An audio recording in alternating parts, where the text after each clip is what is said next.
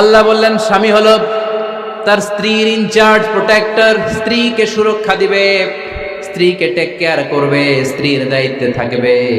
এই দাম্পত্য জীবনের দুইজনের সংসারকে, সংসারের মধ্যে স্বামীকে দায়িত্বশীল বানিয়েছে কে?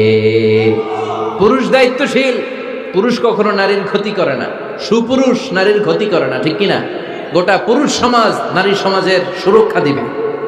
যেগুলো নারীকে একান্তে পেলে রেপ করে, যে ঢাকা বিশ্ববিদ্যালয়ে একটা রেপের ঘটনা ঘটছে না, যে এই বেয়াদবটা এই কাজ করেছে, এটা কি পুরুষ না কুপুরুষ?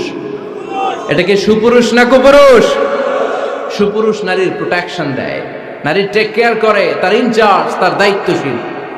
দাম্পত্য জীবনে অর্থনৈতিক যত দায় দায়িত্ব আছে সব আল্লাহ তাআলা পুরুষের কাঁধে দিয়েছে। কার কাঁধে? এই দাম্পত্য লাইফে নারীর কোনো অর্থনৈতিক দায় দায়িত্ব নারীর কাঁধে আল্লাহ দেয় নাই। এজন্য সব অর্থনৈতিক দায়িত্ব পুরুষের ঘাড়ে।